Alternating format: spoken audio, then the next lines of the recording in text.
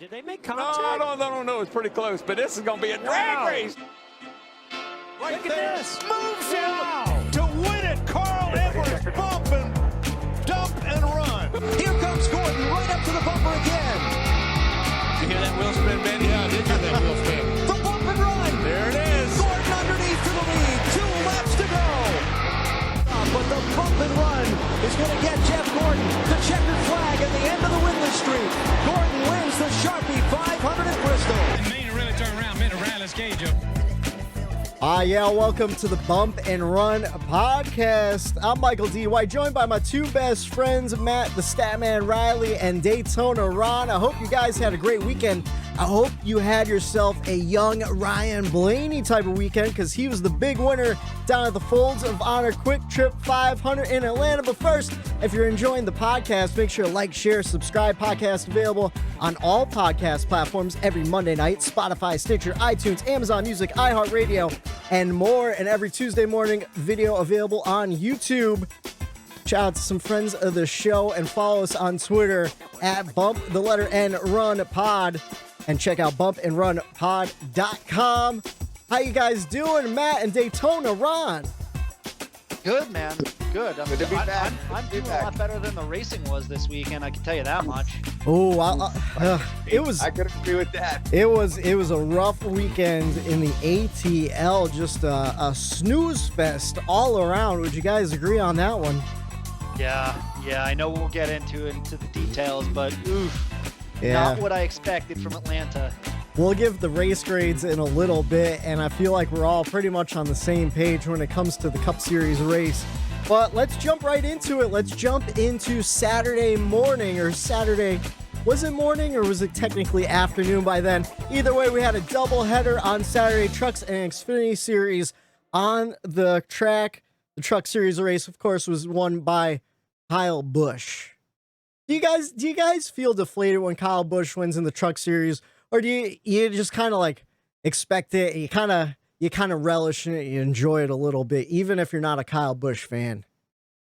I used to get, all wadded up about it. I used to get just annoyed, but it's 5 races out of the year. Let him do his thing. I get the whole sponsorship deal where, they're actually asking him to get in that truck. Mhm. So I get that. And he has a business to run. So I've learned to accept it over the past year or two. Yeah. So it is what it is at this point. Yeah, like Matt said, he's obligated to run certain races via sponsorship. It is his team. I mean, so in all reality, he could do whatever he wants as far as putting himself behind the wheel of that truck.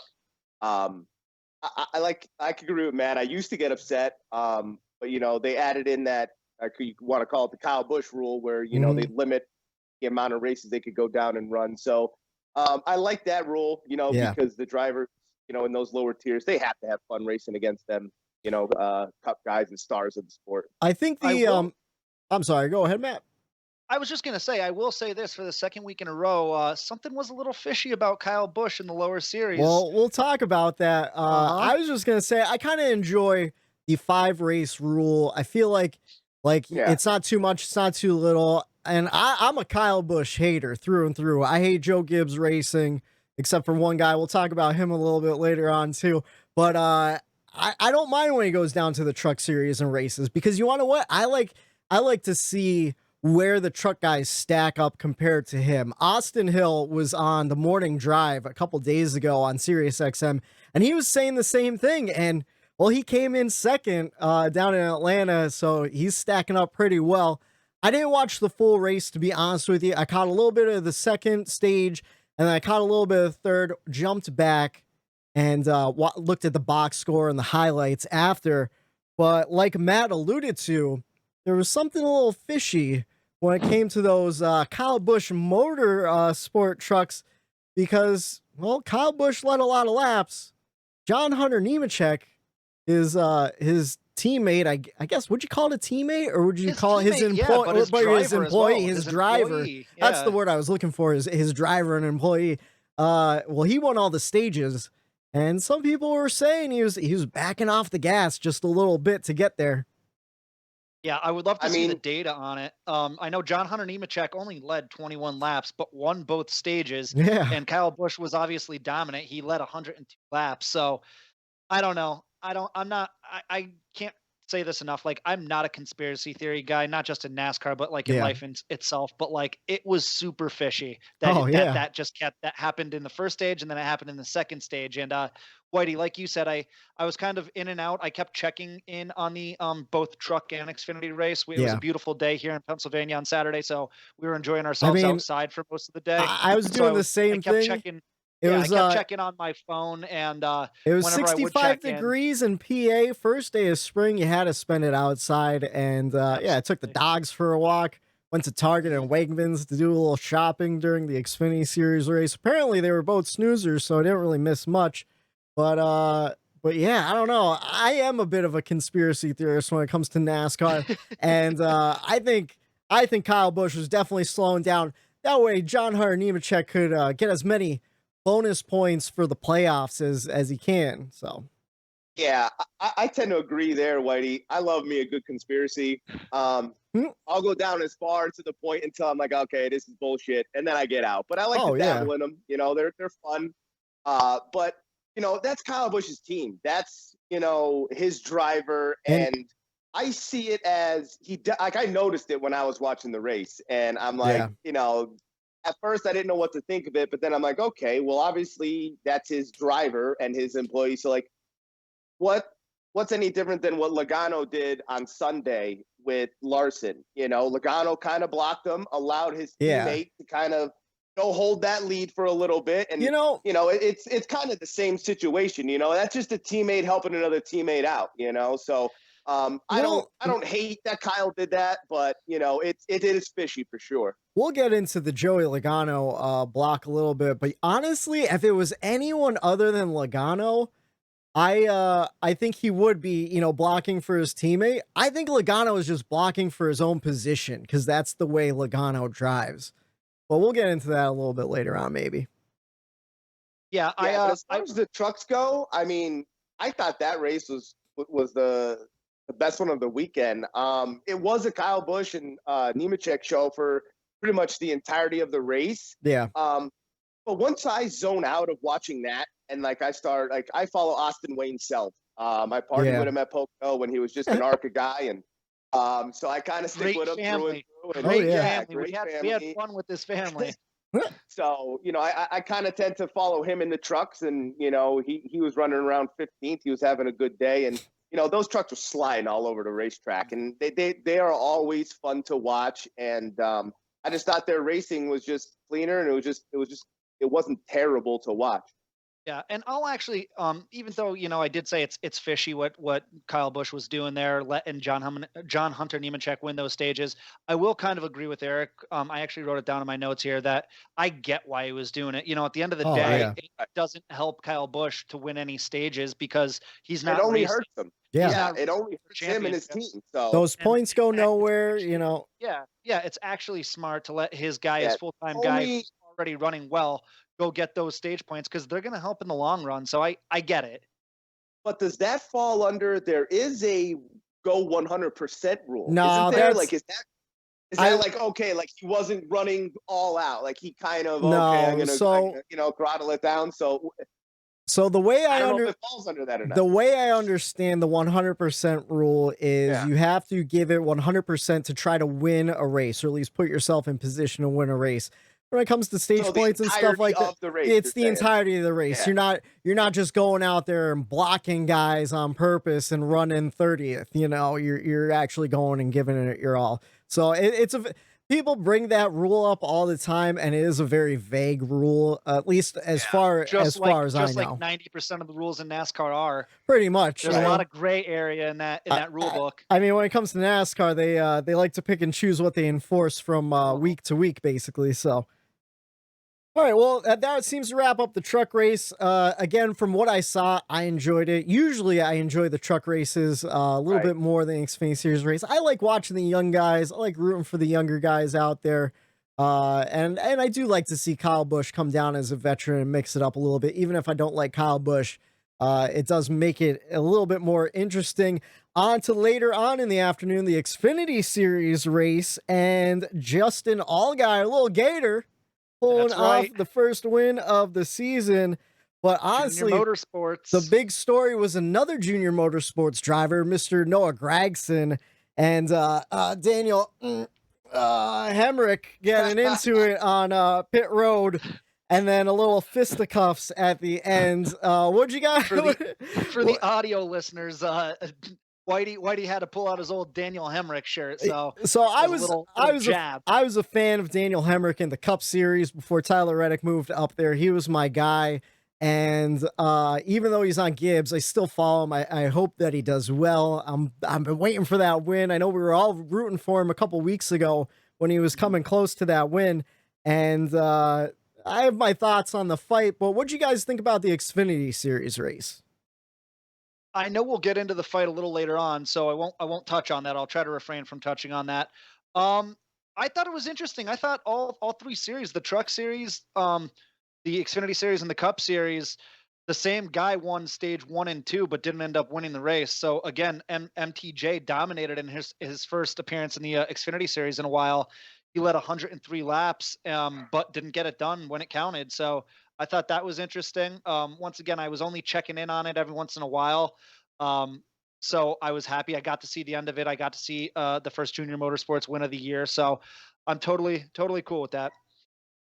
Yeah, it was kind of a snoozer. MTJ was kind of, running the field there for the first two stages, and I was happy to see that a regular got the win, and a Cup driver didn't take one of those away. So it's always good. Like, I like when the Cup drivers go down, like I said, in the trucks or Xfinity, but they don't always win, and that just proves it that they don't always win when they go down to those lower level races. But as Matt said, we'll get into the fight a little bit later, but the Xfinity race, mostly just a snooze for me. It was all right. Yeah. And speaking of snooze fests, the Cup race, one young Ryan Blaney making it exciting at the end, and I thank him for it, because if it wasn't for the last 15 laps or so, I was about to fall asleep. Of course, Ryan Blaney pulling up the upset on Sunday with an aggressive pass with 8 to go, held off Larson to win at the ATL, and the 5th win of his career. I thought it was a pretty cool stat too, that every race he's won, it's been from a pass with less than 10 to go. How about that? He's the new closer. Watch out, Harvick. And he really is. And I was glad too to see the new winner streak continue. Of course, we have 6 different winners in the Cup Series after 6 races. But what you guys think about the Cup race? You want to jump right into the race grade here? Yeah, might as well. That'll sum up our feelings of the race for the most part. For sure. Yeah. I'll go first. So if it wasn't for the last 8 laps, I would have given it an F. Yeah. My first F grade of the year. I did upgrade it to a D just because there was that last lap, or the last 8 lap pass there that Blaney came in and took it. But for Christ's sakes, was that an awful race? And I'll say this, like, I had such high expectations for Atlanta, because Atlanta usually puts on great racing. There's a lot of comers and goers, like we talked about last week, because of the tire wear and everything like that. And it just didn't produce what I was looking for, like, at all. I feel there was tire wear was existent, but it was not a factor in the racing. And it was weird, right? Yeah. There was only 11 lead changes amongst only 6 drivers, most of which those lead changes happened on pit road during pit stops. Green flag pit stops. At times there was the leader had a 10-second lead over second, and like a 15, 16, 17, 18-second lead over 10th. Well, they were lapping up to 15th and 14th. It was just a snooze. It was getting a little out of hand. It was just getting a little out of hand. And it takes a lot for me to say, because at the end of the day, I still love my NASCAR, and I still love the racing that happens one way or the other. It takes a lot for me to say that the race sucked, but it did. It wasn't what I was looking for. So I gave it a D, but it barely survived the F grade from me. And like you alluded to, Blaney upgraded it. That last pass, upgraded it to a D for me. I tell you what, I thought I was being harsh with my grade. I'll get to it after Eric, but you were lower than I was. Eric, what'd you give the race? Well, then I'll be the first one to start it. I gave it an F.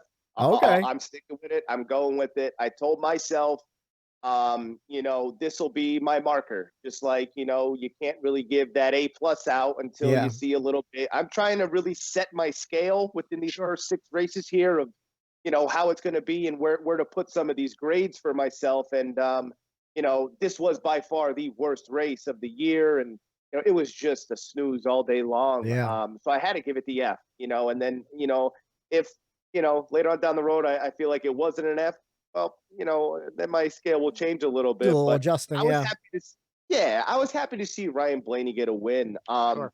I think we alluded about, maybe some drivers that are going to have breakout seasons, and Blaney, he just might be that one this year. And I don't think this is going to be his last win. He always puts together good races, but he seems to never be able to finish. And I was happy to see him, get a win here. And to the opposite effect, we've all been kind of loving Kyle Larson these last couple of weeks and really, talking him up. And it was funny because in the beginning of the race, I told my girlfriend, I said, Larson's running really well. I said, but this has always been typical Larson. I go, he runs Gives really it away well in the end. together a dominant race. And then at the end of the race, something happens. Whether he, overdrives his car like he did a little bit here and wore his tires out. But it was just funny that I alluded that in the beginning of the race, and that's ended up what happened. But happy for Blaine to get that win. I don't think it's his last. And, but Larson, I think his car, though, despite him not closing at the end there, I still think the dominant car. I think that's the dominant team so far and probably going forward. If that team figures it out and finishes races, look out, because they'll be a tough team to deal with in the playoffs. If it was, if it wasn't for my fantasy lineup, I would completely agree with Kyle Larson, what he said on the radio. I could sum it up right here. Don't give up, man. Stay on him. I mean, that says it all right there. Joey Logano with blocking near the end there, giving Blaney the opportunity to pass on the inside. A very aggressive pass, too, which I enjoyed seeing. Super aggressive. Super aggressive. I'm going to give the race a D+. I wanted to give it a D, but that last 10 laps swayed it to a plus because for me, it was the audio. That audio is what raised it. Wasn't it? If Larson ever said that, it's an F. Well, you want to know what? For me though, so as I was watching it again, snooze fest. Kyle Larson out front all day long, lapping people like crazy, lapping people like it was a short track. And that's what stood out to me the most. Like I was looking, I believe it was near the end of stage 2, maybe the beginning. Yeah, I think it was stage 2. William Byron was in 10th place and he was 20 seconds behind the leader. And all I'm thinking is they're running 32-second laps. Like Larson is 12 seconds away from lapping the guy in 10th place. Like to me, that's like those races you hear about in the 80s when like 5 guys finish on the lead lap. To me, it was just such a snooze fest. And honestly, like I said last week, I picked Joey Logano to win. I picked him to win in my fantasy lineup with those bonus points. I picked Penske to win. I picked Ford to win. And Larson was actually the top Chevrolet in the bonus points that I had. So I was excited for Larson to come in second. I needed someone from Team Penske to come in first so I could get those sweet, sweet bonus points, which I did. I got 20 extra bonus points. I needed that. Moved up to my fantasy. I'm in 5th in our fantasy league right now. So I'll just, toot my own horn a little bit. But for me, that was the only saving grace of the race. Yeah, all the guys, Joy, all the some of the analysts, they all thought Penske and, when Brad had that damage, they all, oh man, like he was supposed to be one that they all thought, was going to be up front and running well. Him, Logano, all of Penske and Ford. And I think everyone was a little thrown off that they just, came out there and stunk up the show. You know what? You alluded to Blaney winning multiple races this season. And I think you're right. I think last year was a bit of a fluke. Of course, there was a new crew chief. He struggled a lot in the beginning. A lot of poor No pit practice, the calls whole and stuff. Yeah. pandemic thing. So Last year was a weird year. I think him and Todd Gordon might be really starting to figure each other out. Because he had a strong car all day long, especially on the long runs. Yeah, him and Todd Gordon's obviously one of the best crew chiefs the Cup Series has. Him and Joey won a ton of races together. Yeah. And now you kind of see it starting with him and Blaney. So good on Todd Gordon. I think that tandem's going to be good. Eric, I think you're right. I think we're going to see a few more Blaney wins, and if he can stay strong, I mean, why can't we consider him one of the maybe top 5 or 6 favorites to win the championship this year? I would just like to see him go far, to see how him and Chase, race each other in the playoffs. Like, they're good buddies, and some of these younger guys, they haven't been around each other come playoff time as far as racing around each other and, racing for must-win situations. So I would like to see those guys that are friends coming up through these series together. I'd love to see how they handle a race when it's on the line to move on or you're going home.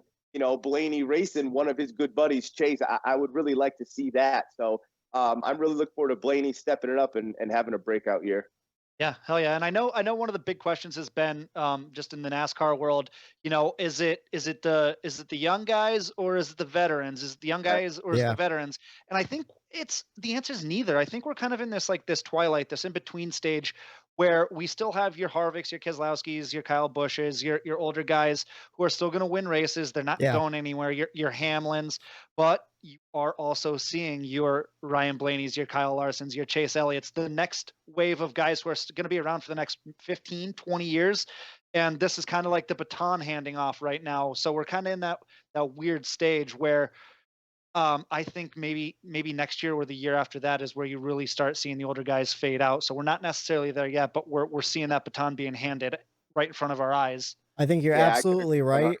Yeah. And especially with the next gen car coming next year, I feel like a lot of the younger guys will adopt to it very well, and maybe some of the veterans might struggle a little bit, and maybe that'll kind of force their hands out. Of course, a lot of veterans have been testing it. Kurt Busch said he liked it. It felt good. Same with Martin Truex, but you never know. You never know what happens once they start, really tooling on those cars every week, and you see who kind of comes to life in that next gen. And yeah, I agree. I think we're seeing the next generation really coming into its own before our eyes. I think we kind of poo-pooed on Atlanta enough with the boringness, but let's talk about some positives. Let's get into the checkers and wreckers, the segment where we talk about our favorite part of the race and the worst part of the race. Matt, do you want to start with your checkers? Well, sure, I will, but I mean, the poo-pooing of Atlanta is not over yet if I'm going to start it off. Well, it won't end, but at least we'll talk a little bit of positiveness.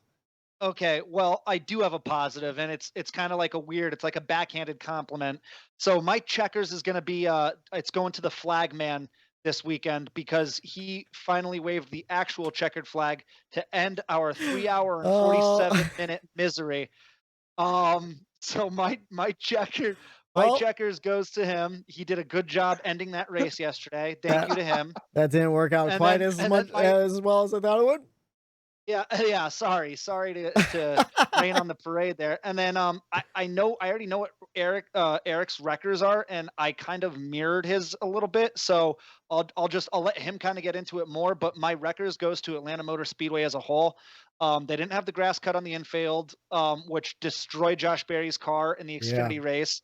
And it was just a letdown of a weekend across the board. Usually one of the more entertaining races, and it was just a complete dud. So I do like Atlanta Motor Speedway. So I'm after that, I think I'm done shitting on it. But that was my checkers and wreckers for this week. All right, how about you, Eric? I think I'll raise the spirits up a little bit here after that. So it might be good that we went in that order. My checkers goes to Ryan Blaney handing that flag to the young race fan. Yeah. That's something that, not having fans at these sporting events, that's what we miss out on. Moments like that, that kid, he'll never forget that moment, and that's how Absolutely. you get the young fans to become lifelong fans. And it's just a heartfelt moment that you see, and that's why I'm excited that the pandemic is kind of, we're seeing the light at the end of the tunnel here, and we're going to get more and more fans back at sporting events, and hopefully we see more nice moments like that. Yeah. And so kudos to Blaney for giving that kid the flag. That kid actually had himself a hell of a day, because not only did that happen where it was on national TV, like Eric, you said, a moment that he would remember, but Clint Boyer tweeted out after the race that him and Jeff Gordon actually ran into that kid when they were walking down out of the booth. So that kid got to meet those two as well. That's pretty cool. Super cool, man. Like those are the stories that make NASCAR truly, truly amazing. You don't get to see that, or at least hear about that, in a lot of other sports. And NASCAR has that family, atmosphere, and it's amazing to see that. So yeah. Good on Blaney, and good on you for picking that kid, Eric. I was gonna say I agree, especially too. Ryan Blaney is such a great ambassador for the sport. Mm-hmm. He's young, he's cool. The ladies love him. He's a very likable guy, straight up, and you can tell he really does want the sport to flourish. And that's the way you get the sport to flourish too, is you bring young people to the track, because in a day and age where people are nervous about the aging fan base of NASCAR, the easiest way to hook a kid on NASCAR is bring him to a track at a young age. Maybe start with a Trucker Xfinity Series race. They're a little bit shorter. I'm surprised that kid made it through 500 miles of Atlanta. Maybe the dad brought him through the gate a little bit later on, and he only saw half the race. Either way, great experience for him. And he'll definitely be a lifelong fan. And good on Ryan Blaney. Just a class act all around, always, Just making the sport look good, and that's what I liked about it. There's been a lot of negative press, over the off season. Stuff went down, and just in our country in general, and it's just good to see people appreciating and respecting one another. But my records, like Matt said, the grass, just at racetracks, just in general, when are they going to learn? Get rid of it. Put artificial turf down. Put something down. Pave it. Use a projection monitor to put the sponsor of the race on there. Do something. But when are they going to learn that this grass just tears people's cars apart? Good cars early in a race, and it really it just takes you out of the race. Really for no reason. It's just unnecessary, So it destroyed Josh Berry's car there. That grass was way too high. And it's been going on for a while. They've been bitching about this. So, they know about it. They know it's an issue, but they don't do anything about it, So that was my record. Just get rid of the grass. It looks nice. I get it. But there's other ways to make that look nice for the title sponsor, to get their, big advertisement. I understand that, but there's other ways to do it. There's got to be other ways to do it. I mean, AstroTurf is expensive, but it's got to be worth it in the long run, just for the teams not to tear up cars. Although I did see someone make a good point on Twitter. You could just get rid of the splitters, make the ride height a little bit higher. But was that Dale Jr. making that point? No, it wasn't that route though. It wasn't Dale Jr. It was I forget his name. He's been saying that forever. He's a motorsports YouTuber, David something. I feel terrible. He's got a great channel. The next gen car is going to be raised a little bit though, if I'm not mistaken, right? Is it? See, I don't know. I don't know any specifics on the car. Alloys on it too. I think they're running 18-inch wheels on it too. Yeah. I think they're attempting to fix that with this next gen. Yeah, car. Everyone wants to go back to the 80s and early 90s when the ride height was up. There was no skirts. Don't seal the car off to the ground is what a lot of people are saying, and that would, to your point, Whitey, it would kind of make sense. The racing would get better. People aren't tearing up their cars, and a lot of people, that's an expensive truck or car to fix after 10 laps running, and it's not even your fault. You're just trying to avoid it. You know, you're avoiding a wreck and you don't know where you're going, and you're in the grass and it just destroys your truck. I mean, dude, look at Dale Earnhardt, the pass in the grass, man. The guy cut through the grass with splitters. That would never have happened. Never have happened. The motorsports YouTuber is David Landon. Great channel on YouTube if you want to check him out. He owes us a shout out now. I don't think he owes us anything. His following is about 1 billion times bigger than ours. But he makes a good point. And like you said, Eric, you know, you end up in the grass, you tear up your equipment, and that's a lot of money. That's a lot of time at the shop too. Those guys worked hard on that car, and then your day is done because the grass was overgrown. You know, it was sticking, 5 inches up above the pavement. You know, I mean, it was pretty ridiculous at Atlanta.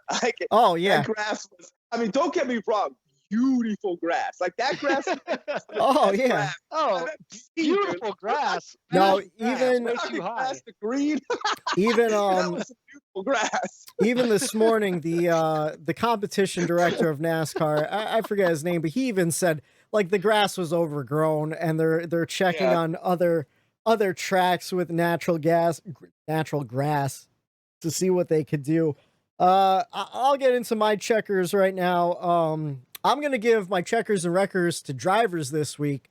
One driver I was impressed by all day long, and I even texted you guys how I was like, oh, I'm giving him my checkers. And then I went to the bathroom real quick. I come back downstairs, and Jeff Gordon and Clint Boyer were talking about how great he was running, and that's Daniel Suarez. And there was an episode of the podcast that no one got to hear. It was our Daytona 500 preview, and I had mentioned how Daniel Suarez said he was in some of the best equipment he's had yet going into the new Trackhouse team. And we both kind of said, like, well, that's bullshit because they're an RCR affiliate.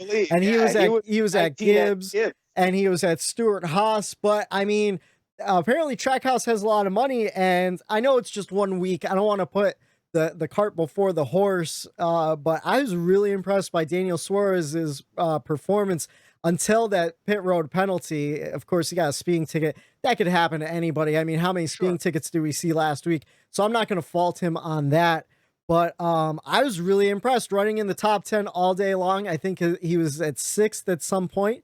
I was really impressed by Daniel Suarez, especially since, like, I think he's finally starting to mature and come into his own. Maybe not pull so many bonehead moves, because last year he was on an underfunded team, had to make sure he brought that car home every week. And I even noticed it last year that he was getting in less incidents on track. And I was just really impressed by Daniel Suarez.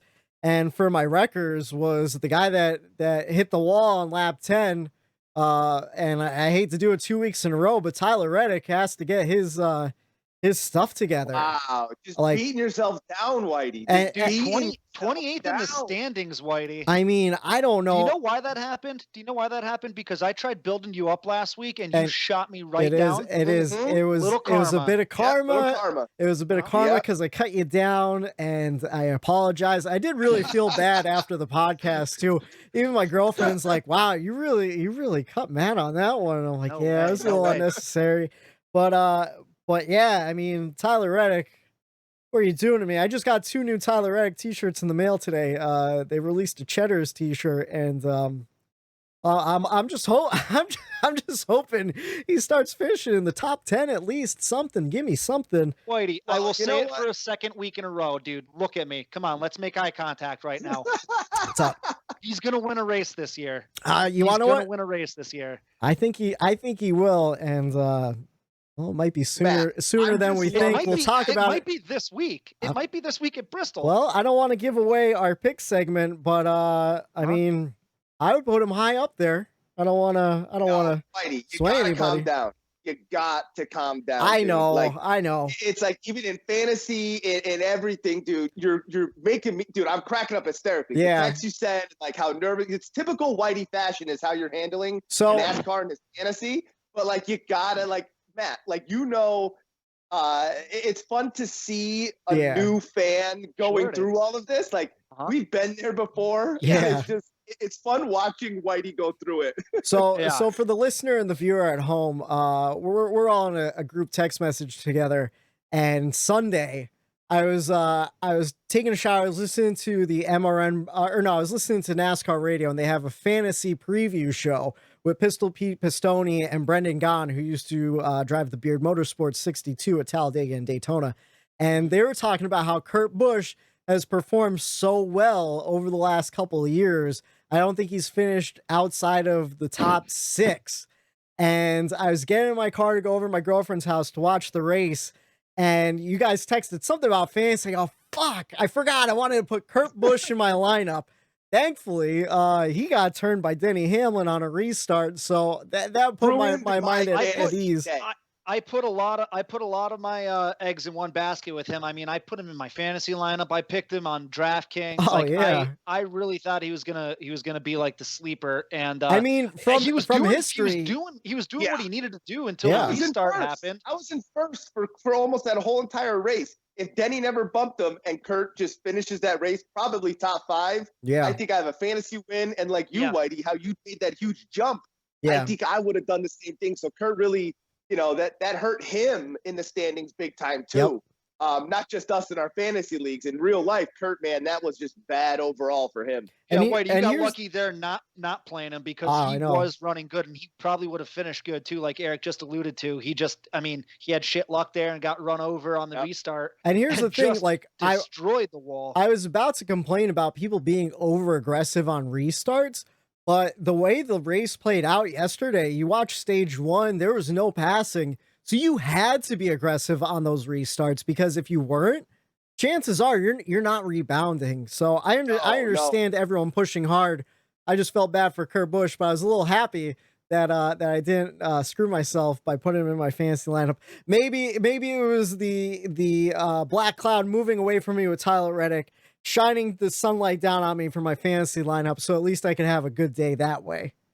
It's such a roller coaster ride watching these races, talking to Whitey. It's great. I love it. Oh, I love every minute of it, because he's just a ball of anxiety. Yeah. Like every minute of the race, if something literally goes wrong, I sent you a screenshot of a tweet to try to calm you down. Like, remember Reddick's in the wall. He's like, "Oh, his steering wheel is good." Steering wheel's fine and everything. I'm like, "Breathe, yeah." But it was still like 3 laps down. I'm excited for us to all get together maybe in a couple weeks for the Martinsville Saturday night race to watch a race together, because Whitey, you are like a ball of nerves. It actually makes, I don't know if it makes me more nervous for myself or just calms me down because I'm not as nervous as you are. And here's the thing, the anxiety starts on Friday when I start looking at my fantasy lineup. Like, I'll be texting these guys like, "Oh, do you think like should I put Austin Dillon in, or do you think like, oh, maybe we should go Austin Cindric since he's running this week and I won't use him a lot?" I'm glad I didn't do that either. I kept Austin Dillon in this week.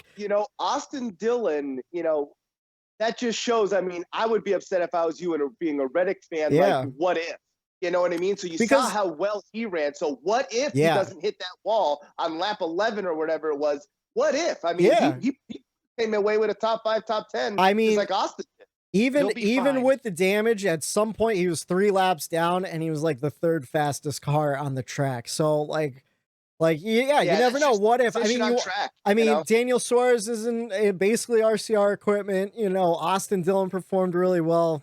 Who knows? You want to know about the Suarez situation? I saw it late this afternoon. I'm pretty sure that's what it.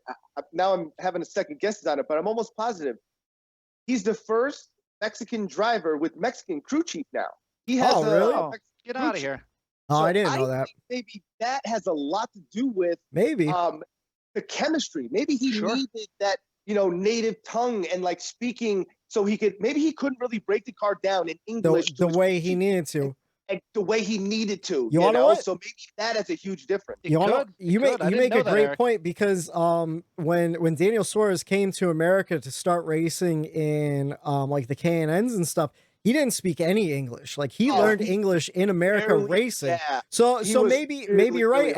If he has a Spanish speaking crew chief who could kind of break down the car more in depth, I mean, maybe that's why we're seeing the bump in performance. You could be right there. Right. But yeah, I mean, I don't know. There was a lot of weird stuff during this race. Of course, Chase Elliott had his engine issues. I'm still not sure what happened to the nose of his car. I couldn't tell if that was the wrap coming off or it was the fiberglass from the nose. No, It that was looked like the fiberglass. fiberglass. That was man, because fiberglass? you could see, yeah, man. Because that was the same restart that Kurt Busch got knocked out of the race Yeah. with too. And then I thought he was okay. Like obviously it was hurting his aero a little bit because it took a while for that motor to go. Yeah. And it just seemed like I wasn't listening to Chase's radio, but it seemed like, yeah, he lost time with aero and everything. But I didn't know that there was any motor issues until like it was literally on our TV screen. Yeah. And Chase is in a cloud of smoke. I think I dropped a couple F-bombs. I was really ticked off when that happened. You sent us some angry text messages. Yeah. Another guy who I was impressed with this Sunday too is Kyle Busch, running pretty well. Usually we're talking about Kyle Busch and his bad days. This week it was Kurt Busch's bad day. So I forget where he finished. He was in the top 10 though when he finished. Yeah, it was a rough weekend of racing. I'm super excited to get to this upcoming weekend. I think we all are. I know we're gonna talk about it, and I can't wait to talk about it because we've been pretty much living it up all race long. Or I'm sorry, all season long. We've been talking about this Bristol Dirt race, so it's finally here, boys. I'm very excited. One last thing to wrap up the Folds of Honor Quiktrip 500 in Atlanta. Every week we tell you about the last place driver, and this week we talked about him a little bit. It was one Kurt Busch, and I just want to go into a little bit of history about Kurt Busch. So his first start was at Dover in 2000.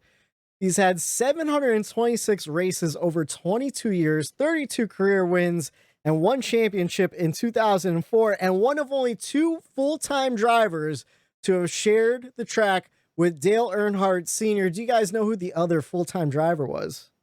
Current full-time driver? Yep. Kevin Harvick? It was not Kevin Harvick. Because Kevin Harvick filled in for him when he passed away. Oh, yeah, that's right. Wait, give me a second here. Let me just.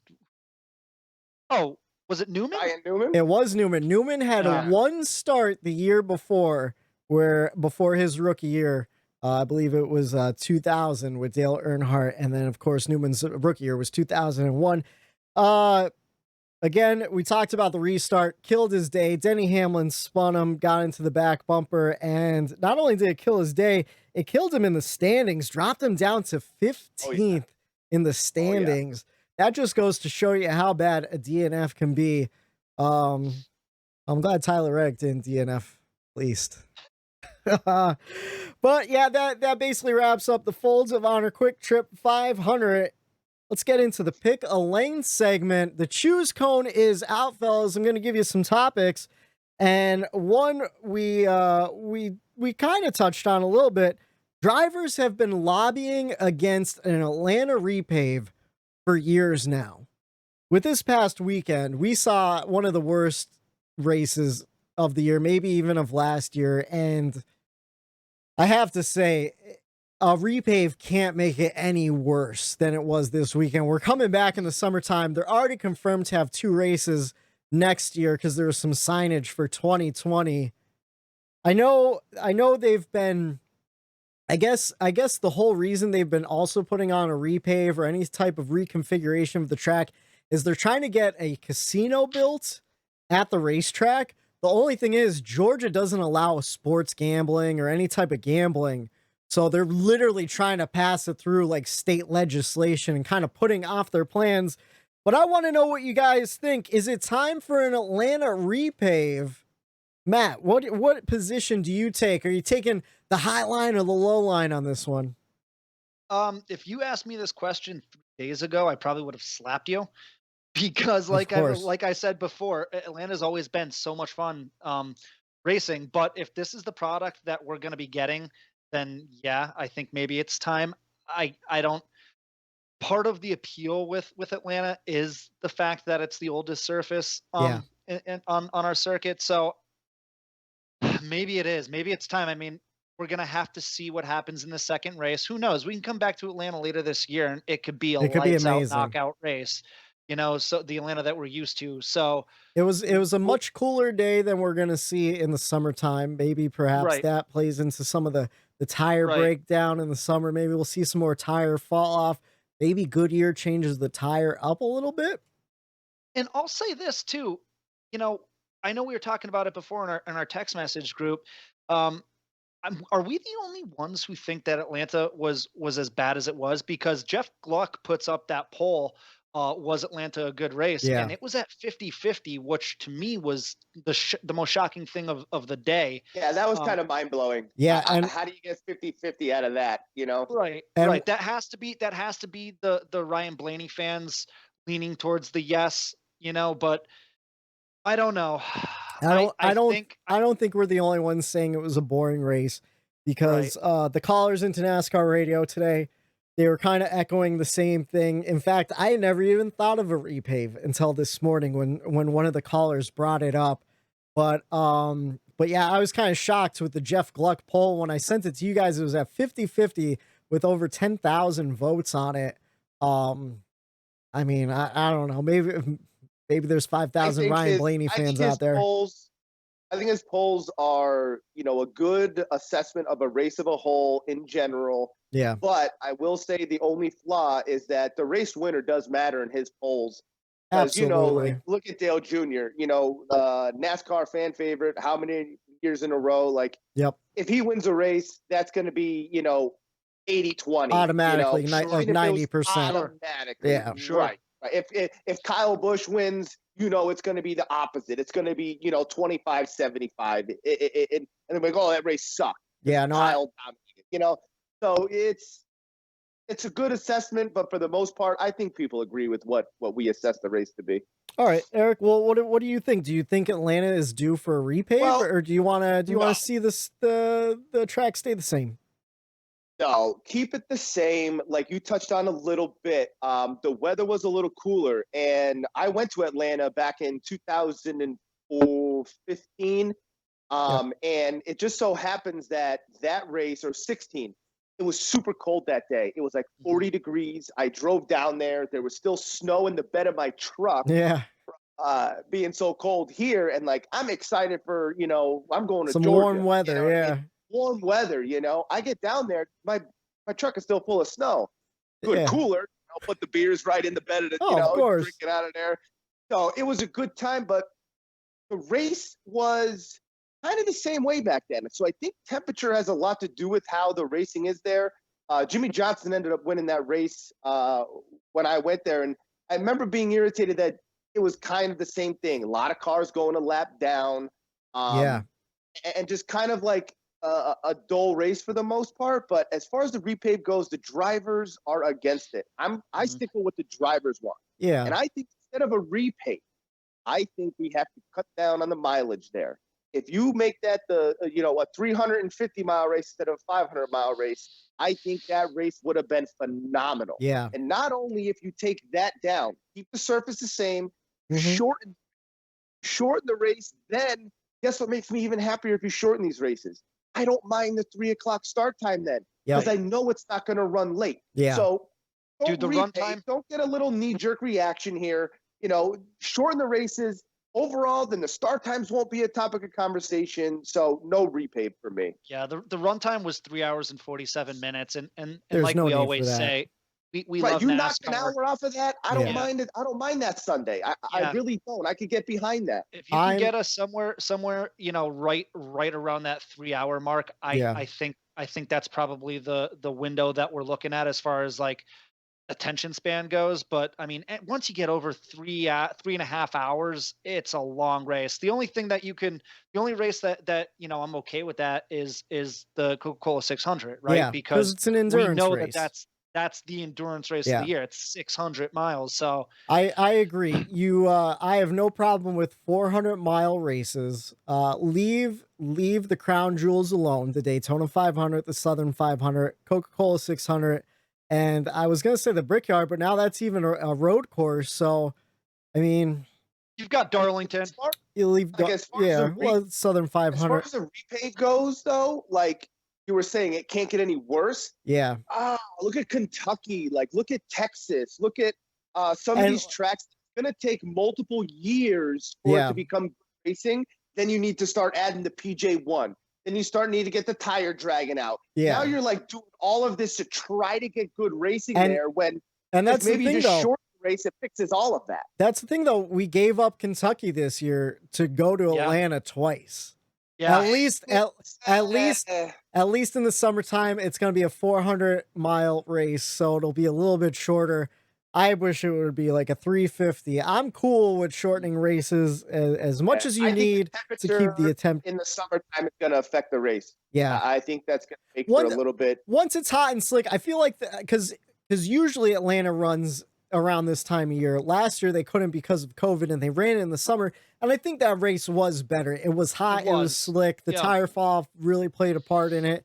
So maybe we just have to, pray for better racing in a few months. Let's jump into the second pick lane. The choose cone is out, and we're talking some pit road activity. Noah versus Daniel.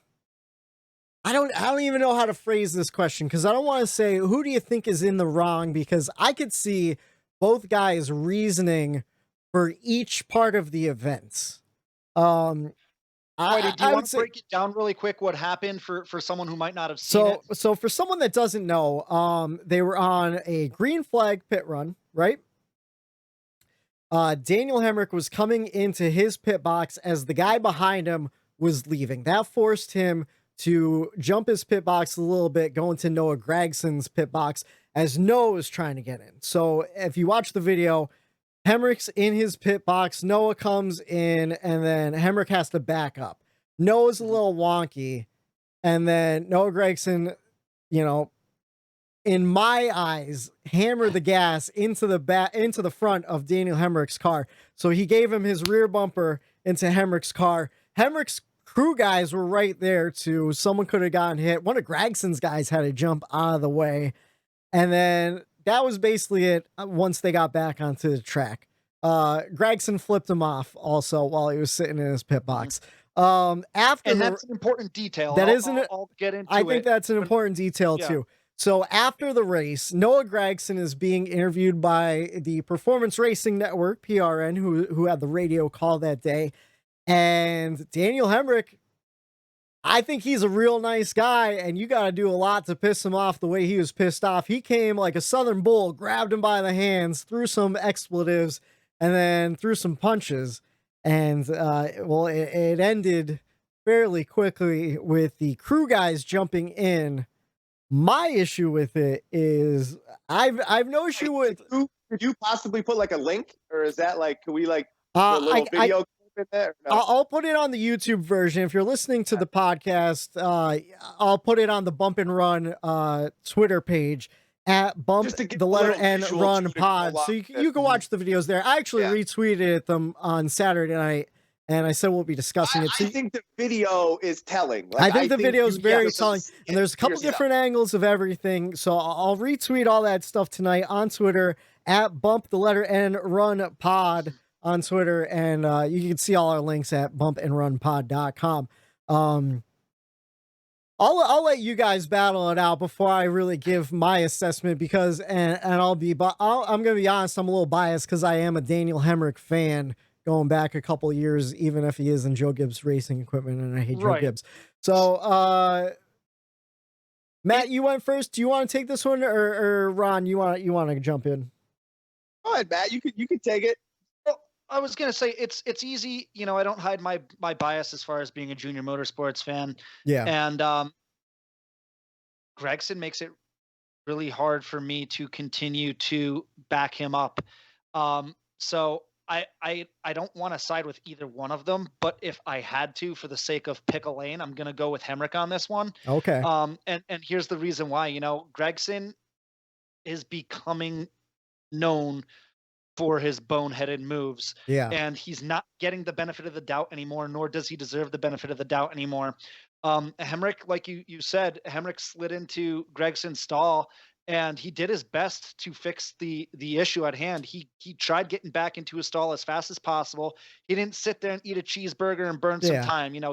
He made a mistake. It happens, and he tried fixing it as fast as humanly possible. When you see the videos, you see it. It's honestly, it's just a chain reaction deal, and Gragson was the last part of that that reaction, you know? Sure. And then the part that really ticks me off is Gregson pulls in and then he backs up. Whitey, you said he hammered on the gas and backed into him. I think he gassed a little hard. I don't know. See it that way, but he did back into him. And that's dangerous for a couple reasons. One, he could have hurt his own team guys. He could have hurt Hemrick's team guys. And you never know what's going to happen. And then like I said, the key part is he pulled the bird out and he flipped off Hemrick. Yep. And then in all the interviews after, including today where he doubled down on Moody's show on Sirius XM radio, he said it wasn't intentional when he backed into him, but by him flipping off the bird, like, to me, that's all intent right there. It's pretty telling, you know? And then Hemrick, you know, had to address it. He felt like he had to address it after the race, and he went up there and he swung away, and good on him for doing it. You know, he could have really hurt Hemrick's crew guys. He could have ended both of their days by damaging their vehicles. So I had to take Hemrick's side on this one. All right. That leaves me with Noah. I'll take Noah on. I agree with you guys for the most part, you know, like with the, you know, the safety issues of the whole thing. You know, that's always a no when it comes to bonehead moves. Yeah. If it's on pit road, especially, you know, you put people in danger. Anybody the wrong way. Right. Yeah. But the way I see it, you know, Gregson, there was some stuff on track that happened beforehand too. Even before that pit stop happened, there was a block. There was something shitty happened on track. He got into the wall. There was an accident. You know, he wasn't having the easiest of days. Like, my thing with Gregson is and this is, I don't know if it's like a cop out for him, but I think in that it's so Hemrick obviously had trouble getting it to his because of someone else. So it wasn't really Hemrick's mistake. It was someone else's mistake that Hemrick had to deal with. And since Hemrick had to deal with it, Gregson had to deal with it, right? Yeah. So I think as Gregson's spotter, you had to let your driver know, hey, you know, this is what happened. Calm your driver down in the moment because you don't know what happened. He doesn't know that Hemrick got screwed over just as well. Yeah. So, like, I think he did aggressively back up into Hemrick a little more than he had to, but he needed to back up as far as he did because if you don't get your right sides over that line, you're done for. That race, you are screwed. That's true. Was it an aggressive backup? Yes, it was. I think. But he had to do what he had to do. You know, this is racing. Hey, I'm not worrying about the guy behind me. I have to get my tires in the pit box or my day is screwed. Yeah. That's true. That is true. I will, and you know, anytime that crew guys get involved, I can't get behind that. Yeah. Just like, you know, I'm in over the hill, you know, beer league hockey on Sunday nights. Yeah. And there was a fight in my hockey league, in my hocky game last night. At beer league? I was on so I was on the bench. Tell me someone punched Luke. Are you serious? No. Oh, man. Yes. Like, basically, I wasn't on the ice. Bunch of go-hards on a Sunday night. If you go on the ice as someone that's on the bench, that's an automatic 30-day ban. That's USAA hockey. You're done, right? As so, it should all of be. us on the bench, right? All of us on the bench, we had nothing to do with it. We stay there. We let the refs handle it out on the ice and the people that are out there. Yeah. So, I don't agree with the crew being there. I think the driver should settle it amongst themselves. Yep. But I'll wrap up my defense with him with asking you both, did NASCAR penalize him at all? They didn't. No. And so that's something else I have a little bit of a problem with.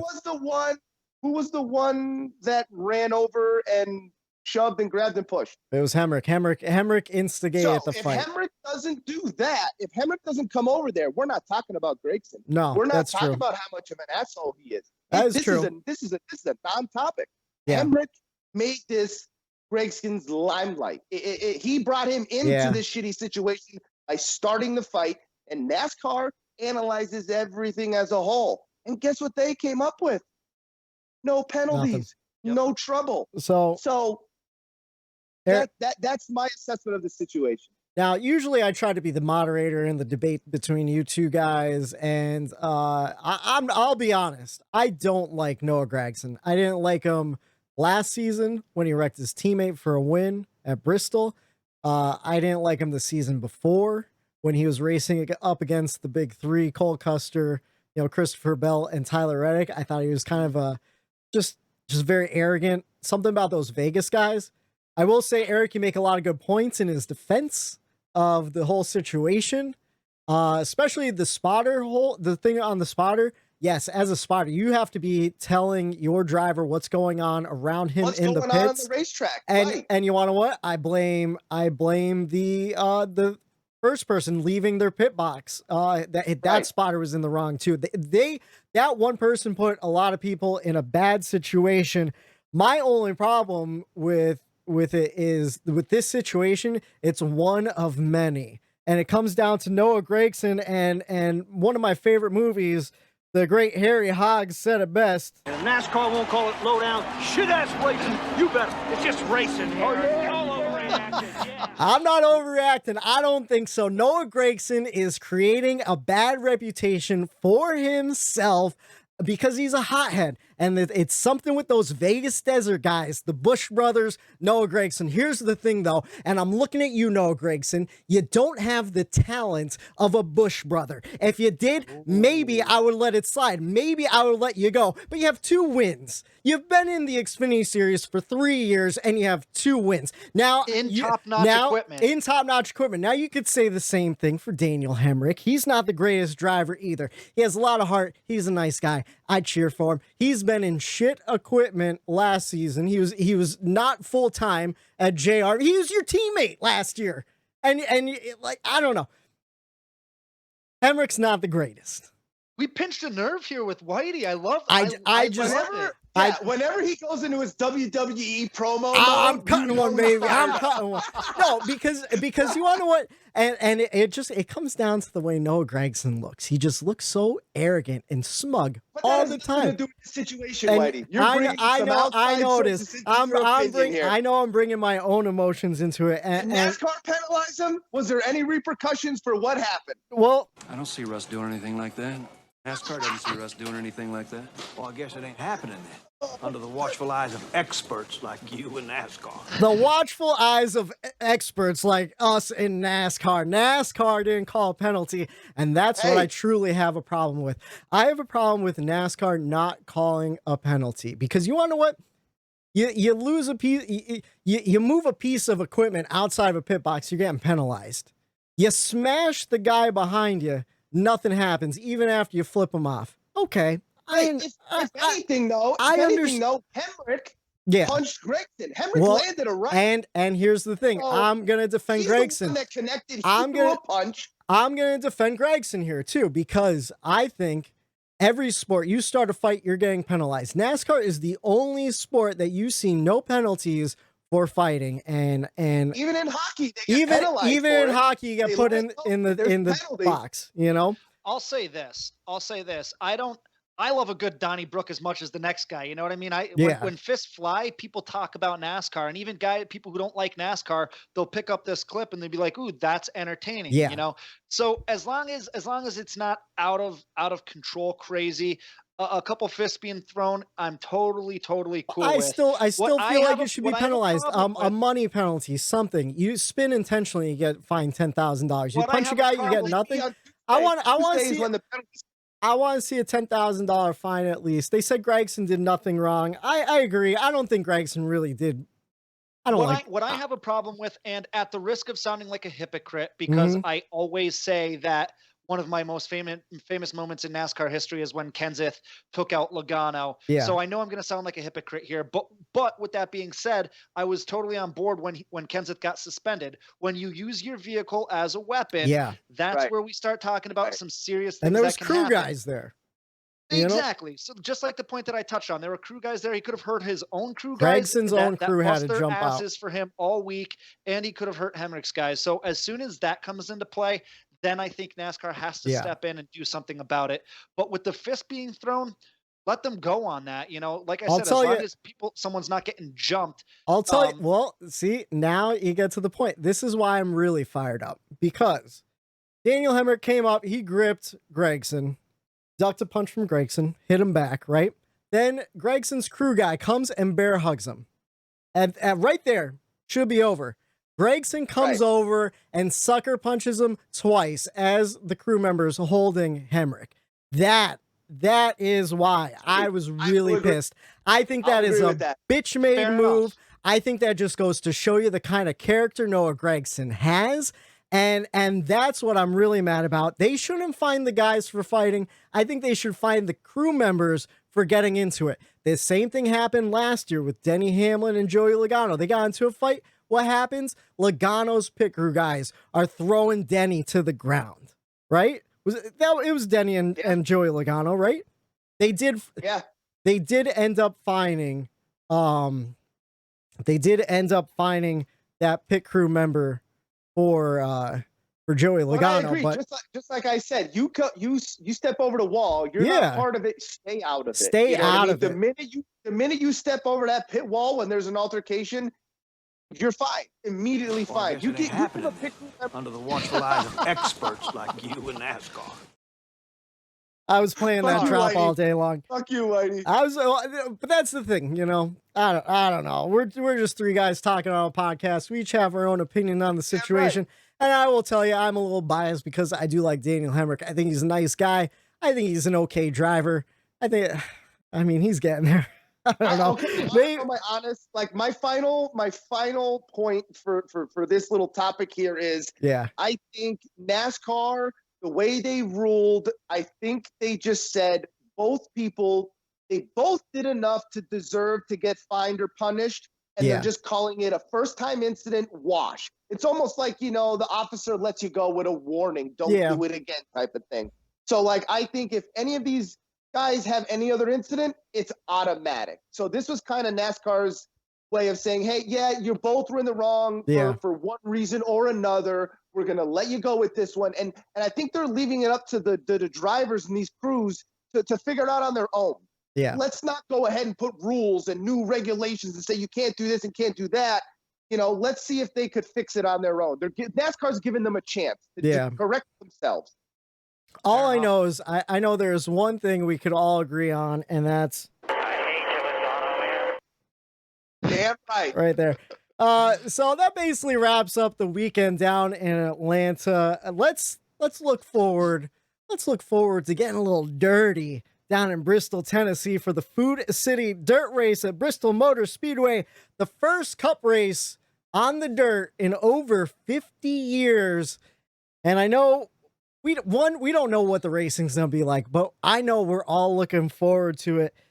Let me give you the schedule. Starting on Friday is the first race we're going to have, with practice in a long time. Truck practice, the first practice is going to be at 3:05.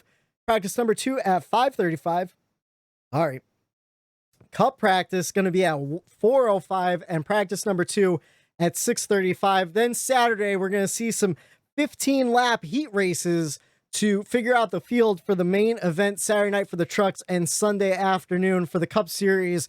Saturday, we qualify 15-lap heat races. Trucks heat races are at 4:30, 4:45, 5, and 5:15. Cup heat races 6, 6:15, 6:30, and 6:45. So an action-packed day on Saturday, followed by the Truck Series main starting at 8. Cup Series race going to be Sunday afternoon, 3:30, 25 laps in the dirt. I don't want to get too much into the Truck Series race, but Matt, did you find that list of all the Cup guys moving down to the Truck Series race this weekend? Yes, sir, I did. So I actually thought it was more than what we have. So we have 7 Cup drivers coming down for the truck race. Okay. And I'm actually excited for it. It's gonna be fun to watch because a lot of these guys don't they're Cup Series guys. They don't have too much as far as dirt experience, at least recently, so I think it's going to be fun. Just because they're coming down does not guarantee that they're going to either run well or win this race. Yeah.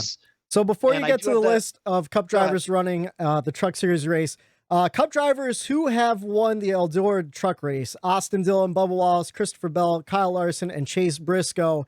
And some heat winners: Eric Jones, Blaney, Christopher Bell, Reddick, and Briscoe has also won heat races. So those are some Cup drivers that do have experience in dirt somewhat recently. Of course, it's a different car. It's the trucks But who's moving down to the Truck Series this weekend to try to get a little bit more experience on, well, the first time on Bristol Dirt?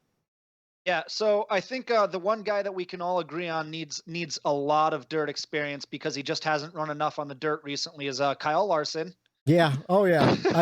He needs all the laps he could get in Bristol this weekend. Yeah. God love him. Thank God he's getting a chance to go down and race in the Truck Series because he just doesn't know how to run on dirt. Yeah. No. So he'll figure it out Friday night. I think he will. I think or Saturday night. Suspicion that he'll do just fine. But you have Kyle Larson running for Nice Motorsports. You have Ryan Newman running for Brad Means Racing. You have Chase Briscoe. That one's interesting because Newman's run the Eldora dirt race before. Yeah, that one shocked me. I think I forget because I forgot to print out the sheet. I think he finished like 16th in the Eldora dirt race. So he does have dirt experience in a stock car. So we'll see how he does this Saturday. Who else is moving down? So does Chase Briscoe. You've got Chase Briscoe who's going to be running for Roper Racing. You've got Harvick, the guy who has been so adamant in not having stock cars run on dirt over the last decade, I would say. He's going to be running for David Gilliland Racing, so he's going to actually get some of that racing experience. Martin Truex Jr. running for KBM that we talked about a little bit last week. Yep. Bubba Wallace for Spencer Davis Motorsports. I think they just added that a couple days ago. That was like the last announcement. And then Daniel Suarez for Young's Motorsports, I just saw too. So that's 7 guys that and I could be missing a guy. I don't think I am. Some notables as well. I know Stuart Friesen's wife is racing. Yeah, that should be interesting. Alongside Stuart Friesen, so a husband-wife dynamic in the race. Stuart Friesen won the last Eldora Dirt Derby too, didn't he? In 2019. He's a big-time dirt guy. He's huge dirt guy. He's huge dirt guy. So didn't he win at Eldora in 2019? Was that him? I think it was. I don't have it in front of me, but I wouldn't be surprised if he did. Yeah. Yeah, I'm sure he did. Stuart Friesen is like one of those like. I don't think he won in the trucks, but he's always there. Yeah. I'm not sure if he was the one that won it, but I know he's always there. Stuart Friesen is one of those guys that people in the dirt community who don't necessarily follow big league NASCAR know Stuart Friesen because he's well known, well versed. Yeah, he did win. He did win the last Eldora Dirt Derby in 2019. Yeah. Sorry to jump over you. No, that's fine. That's the list. I can't wait. Sorry to break it up too, but Whitey, was that the race that Larson just smashed his truck for the last 7 laps of that race? He literally pinned his truck into the wall. I remember that. And rode it all the way around. I don't remember. I thought he was going to win. He went to the back of the field 3 or 4 times in the last 30 laps, and he just kept coming back. And he was just giving it his all, and he literally was just up against the wall with the gas pedal pin going around that racetrack. I don't even remember. All I remember about that race was it was later on at night. I was watching it, but I was kind of nodding off as I was watching it. It was a Wednesday night, middle of the week, Mud Summer Classic. Yeah, because Larson didn't win, so I wonder honestly, if that's the race. Honestly, the only reason why I remember was Stuart Friesen was because he had a powerful mustache that night. I like that fucking guy. I will say this. I kind of wish this race was being run on Saturday night. Dirt under the lights at nighttime. That's the natural. You always have your dirt track racing, your local dirt track racing at night. I think it's a little weird that it's being run Sunday afternoon, but I'll take it any way we can get it. I cannot wait for this. No, I agree. I would much rather see the trucks run Friday night and then watch the Cup guys run Saturday night. I just think it was more of a scheduling thing. They get all the practice in on Friday, then they get all the heat races in on Saturday.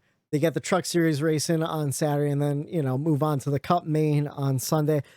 Who knows who really made the decision? It could have been Fox. They could have had a big hand in it all too. I will say this too. In lieu, I know this is usually the segment where we give our where I give some stats on the past races ran here. Well, it's the first race. We've never done it before. So in lieu of former track stats, I'll give you some dirt stats. Okay.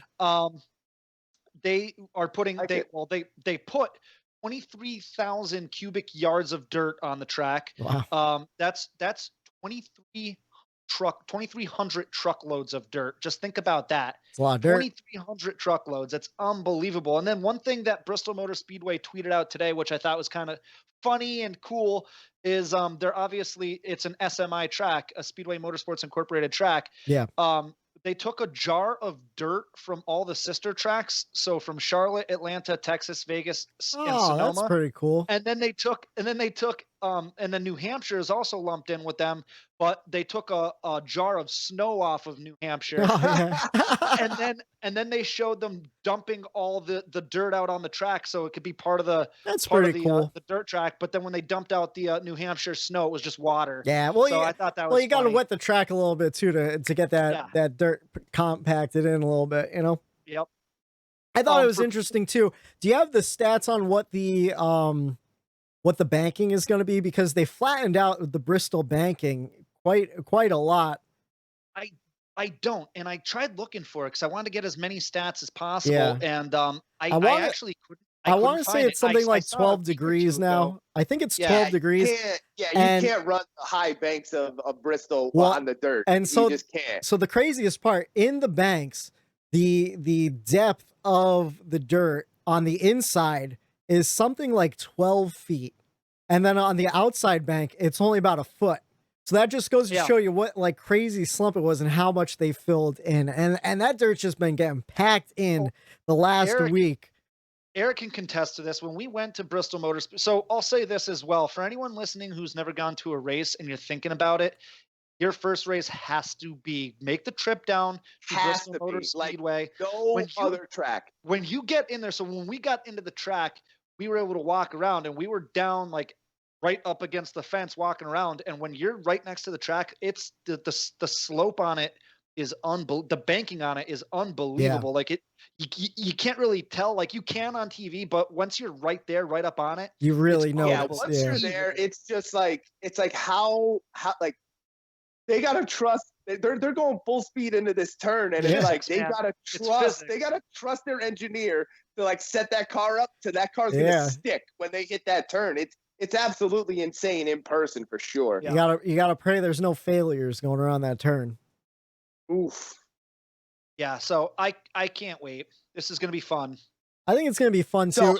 It's definitely going to be a spectacle. What were you going to say, Eric? So I was going to say, I actually have a bold prediction for this weekend as far as the Bristol Dirt goes. Okay, I think you alluded to this in our text message thread. So yeah, I think I did.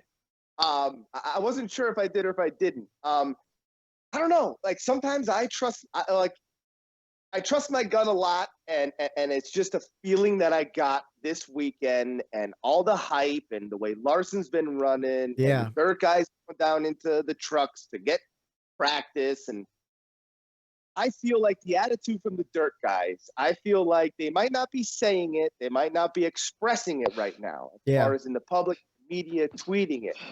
But bless you, I believe that. I believe that.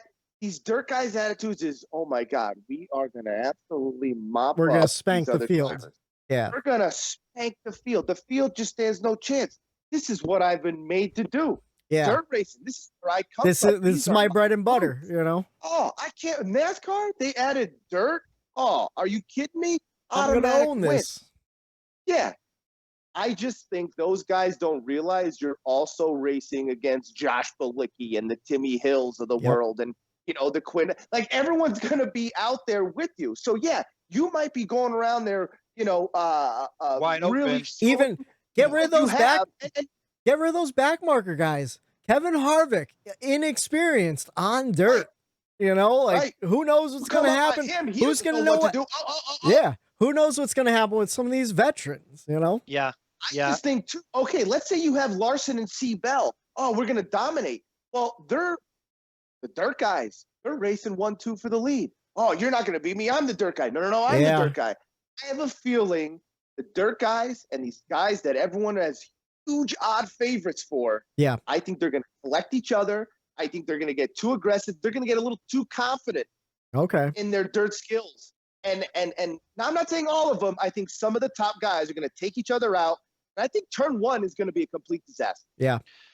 The Well, one thing let's the one thing that makes me nervous is that it's 250 miles, and a lot of the experts are saying like that's way too long. Like they should have definitely shortened this race down, because 250 or is it laps or miles? It's laps.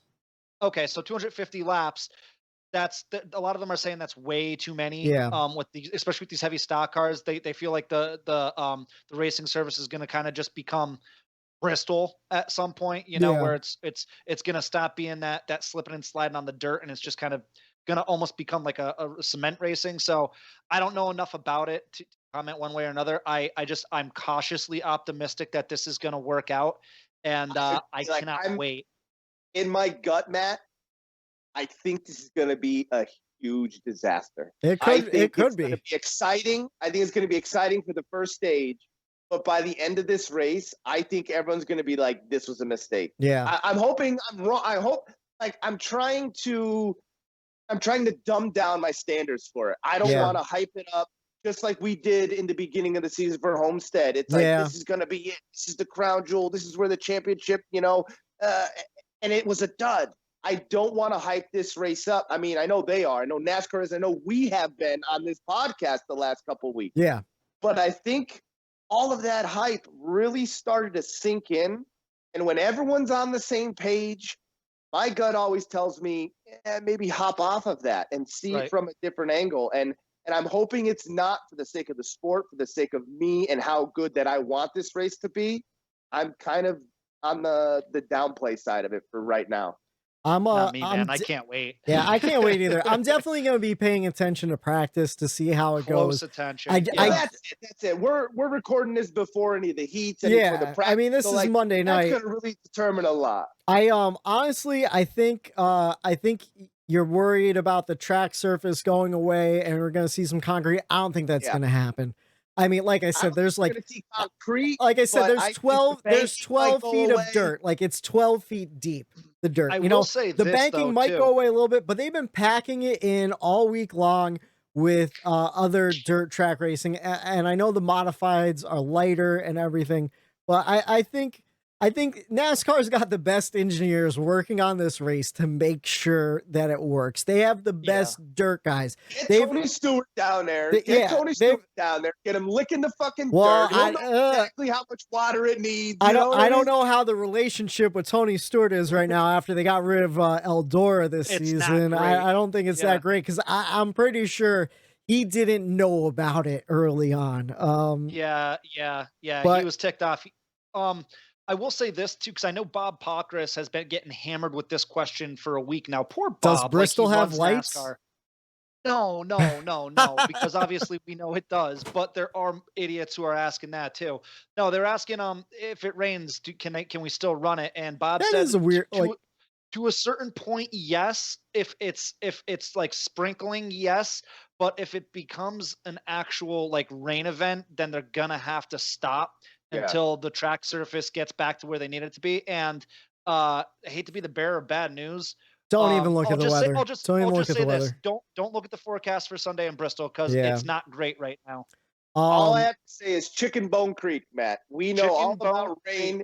We know all about rain. We woke up in a puddle. We woke up in a puddle down there. Bristol was a mess. I was wondering too, like what would happen with rain? Because obviously you can't run an airtight in, and it got me thinking, like, are they just gonna, have a truck with a bunch of tires rolling behind it like they used to do back in like the 70s and the 80s to dry tracks and stuff? I'm sure they got a plan in place though. But do you guys want to jump into our picks for the race? I know it's tough. I mean, really, it's a whole unknown. We have no idea what's gonna happen.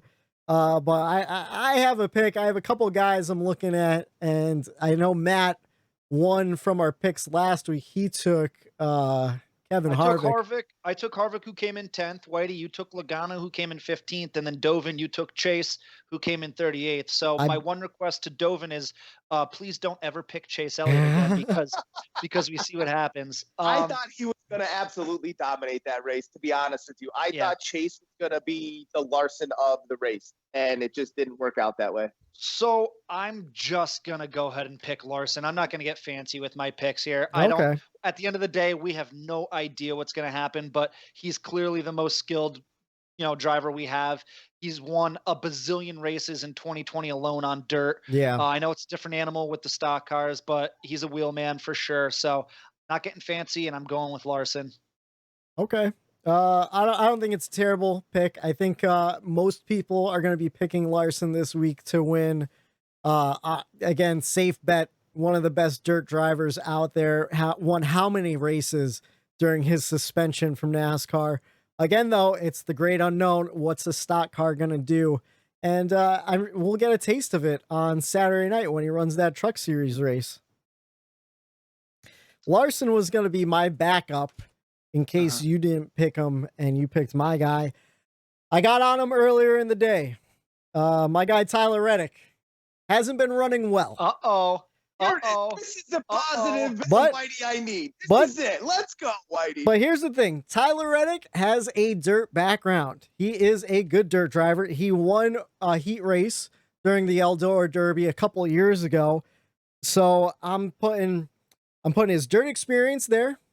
You add practice so him and Randall can work out the car, figure out the way they need it. I think that's really hurting the number 8 team in general is the lack of practice.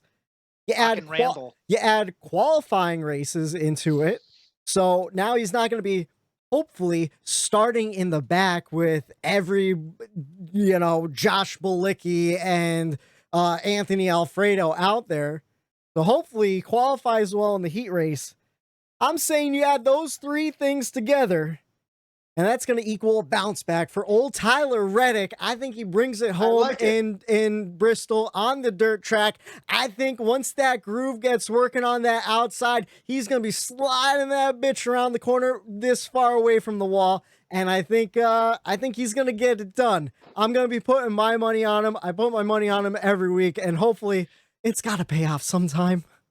So I have a feeling I know where Eric's going, and I even wrote down who I think he's going to pick right here. So if he does, I think Eric's going to be similar to my pick in his. And you're dead on.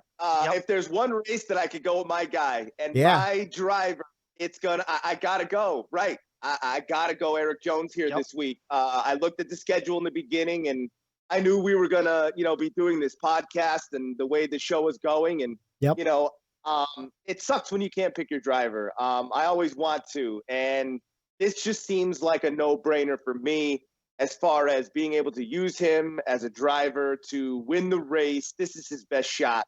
Like Whitey alluded to, he's got a lot of dirt experience in the trucks. He runs very well there. Won a couple heats there, and it's a no-brainer for me. I have to pick him at least once. So if any week to pick him, I got to pick this week. And I didn't, we didn't text about this at all. And it was funny you guys, kind of picked up, what I was spilling here. And why you nailed it? It's just the fact that you give Eric a little bit of practice. You give him a little bit of time to dial in his car. I think if there is practice, that 43 is a top 15 every week if there's practice and qualifying. Honestly, the way he's been running, I think he could be a top 10 every week. Honestly, like this week, he ran well. They obviously the finish 26th, and the way the race was going, there was no chance of coming back. Yeah. But I was happy that him and his crew chief, they did figure out the balance of that car. Mm-hmm. It was a little too late. And with the way the race was going, if it wasn't so widespread and so many cars a lap down, he might have had a shot for another top 15, 20 finish, which is good for that 43 car. They were never able to figure it out in the past. Him and his crew chief, we never get it. They found the balance. They got it together a little bit late. That doesn't matter to me. I know they're progressing and they're getting better. They're meshing over there in that 43 team. So his dirt experience, like you said, with Reddick and practice, these heat races, getting used to it. I just think the car is not going to matter much here. I think it's the driver, and I know my driver could wheel that car, and I'm going to go with the RPM 43 car and Eric Jones. I'll tell you what, I know it's a bit of a different animal too, but that 43 ran damn good at Bristol when Bubba was driving. Yeah, he led a lot of laps. So you never know. I think the program was good, and You know, Eric Jones loves Bristol.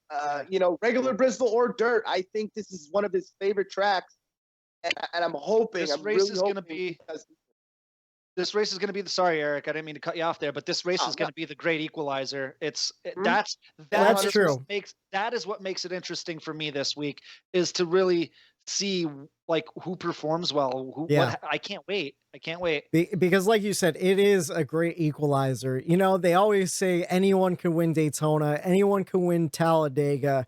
I don't think that's true. I think there is an art form to super speedway racing, and there's an art form to dirt racing, and there's a lot of guys out there this weekend that aren't going to have experience. They could ruin someone else's day that has a whole lot of experience. Anything can happen. Who I almost went with? I almost went with Kurt Busch. Yeah. Just because of the pure fact that the bad luck he's been having. He's been running probably his best season he's been running. It's been a very good season. Just some bad breaks that he's been getting. And I just felt like after what happened to him last week, he knows he needs to prove something. And you know what I'm not concerned about. I'm kind of curious about how these cars are going to respond once they get beaten and banging. These fenders are going to be getting hit. These bumpers are going to be getting hit. Our cut tires going to be affected. How are these cars going to be set up in this dirt race? Is there going to be room in those wheel wells? Because on a normal Sunday, there is no room for error. That fender is about a 1/8 or a 1/16 of an inch away from cutting that tire down. At this dirt track, there's going to be beating and banging. I know they're getting these cars going to hold up. I know they're getting rid of the splitter. I'm assuming there's some sort of ride height rule where it can't be lower than something. Because you're right, they have to leave some room. Just for the tire to move up and down. So I'm curious to see what the car is just going to look like in general. Yeah. On the track, the camber, and all of that's going to matter, and that's the fun part of it. And you know what? Because teams are going to want more of that, less of that. It comes to the driver, what he wants. It's going to be fun. And I think that's what gives some of those racers that have won and raced well in Eldora before, the Austin Dillons, the Bubba Wallaces, those guys, Christopher Bell and Kyle Larson, those guys know what they want out of a dirt truck, at least. And some of that's got to resonate with the Cup car. And I think we, all three of us, have some pretty solid picks for the race this weekend. And Eric, I'll give you the Jones one just for the pure fact that he has Tide on the car. The first time Tide's been back in a long time in the sport, and it's for the dirt race. He's got a white fire suit, and we'll see if he can make it to victory lane, and we'll see if Tide can clean off all that mud. That good old DW won a ton of races at Bristol in the Tide car, so I'm sure he's happy to see that. When you brought up your Hemrick shirt, and Matt was telling our listeners who don't see the video version of this, I haven't bought any new Eric Jones gear for the 43 car yet. Yeah, and I'm waiting. I want to see what I have so much other Eric Jones stuff that I could get away with it. I want to see him really prove himself. I'm basically telling myself, hey, if he runs well, I'm gonna get this, and I'm gonna support him in that 43. But as far as gear goes, I'm always gonna support him. But I cannot not buy a Tide t-shirt. Hope he have some. He will. I haven't seen if that. There's no doubt about it. I bought Kenseth. He ran a Tide car, and I had that Tide car shirt, and it was just, that is an iconic sponsor. And anytime that's on anybody's car, and I'm grateful that it was, my driver was able to have that paint scheme multiple times. It's just an awesome paint scheme, and it's going to look sweet out there on the dirt. Absolutely. I'm looking forward to it. Again, we don't really know what to expect. It's never been done at Bristol before. We'll see what happens coming up this weekend. Again, the schedule practice going to be on Friday for the trucks, 3:05 and 5:35. Cup practice, 4:05 and 6:35. Saturday, we qualify with some heat races. The truck heat races are at 4:30, 4:45, 5 o'clock, 5:15. Cup races at 6, 6:15, 6:30, and 6:45. Of course, the main truck race starts at 8 p.m. and Sunday afternoon, 3:30. We're going to see the Cup cars on dirt for the first time in over 50 years and for the first time ever at Bristol, the Bristol, Tennessee Food City Dirt Race. Oh, and Eric Jones is got the title sponsor on his car also. He's got the Food City Tide car. We'll see how it goes. I'm looking forward to it. It's going to be a spectacle either way. To wrap it up, coming into this race, let's take a look at the playoff picture. 6 winners, all different winners. Michael McDowell, Christopher Bell, William Byron, Kyle Larson, Martin Truex Jr., and young Ryan Blaney. Can we add either Tyler Reddick or Eric Jones to the list next week? Yes. Will Kyle Larson get his second win of the season? We will find out Sunday afternoon in Bristol. I'm Michael D. White for Matt, the Statman Reilly, and Daytona Ron. This has been the Bump and Run podcast. We will talk to you Monday night to break down the Food City Dirt Race at Bristol. Have a good night, everybody.